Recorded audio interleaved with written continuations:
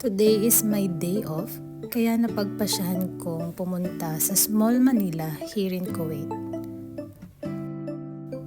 And I decided to make a mini vlog para meron akong memory na babalikan once nawala na ako dito sa Kuwait.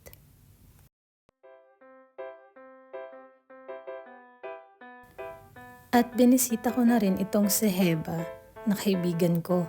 Matagal na rin kaming di nagkita. Aba, at napakalambing talaga nitong kaibigan ko dahil may pakwintas pa siya. Actually, pangalawang kwintas ko na yan. Nawala ko kasi yung isang binigay niya. At pinalitan niya lang ulit. At sinelebrate na rin namin ang birthday ng bunso niya. Birthday to you. Happy birthday to you.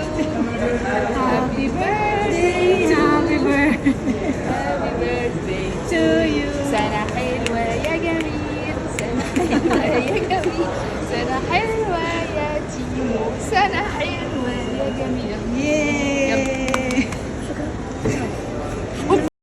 After naman namin kumain, napagpasyahan muna namin mag-ikot-ikot dito sa may seaside before kami magpunta sa Small Manila in Kuwait. Ay nako, namiss ko talaga tong family na to. Sila din yung sumama sa akin na mag-iina nung time na nagpa-surgery ako ng mata. Napaka-bless pag nakahanap ka ng tunay na kaibigan lalo dito sa abroad.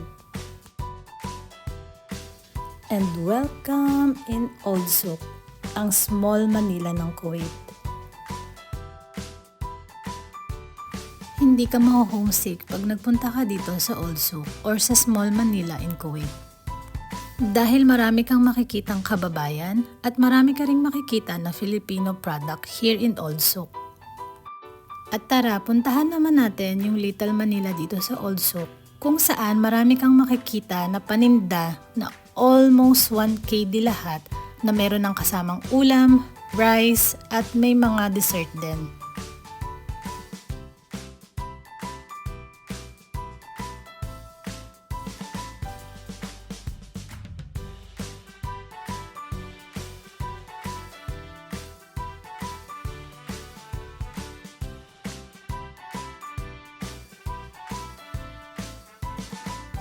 O, diba? Ang daming choices ng Filipino food. At napakarami din ditong Filipino bread na mabibili mo lang din sa murang halaga. Kaya lahat ng cravings mo as an OFW ay nandito na. And that's it. Kailangan ko nang umuwi dahil gabing-gabi na. And this is the end of my mini vlog. Bye!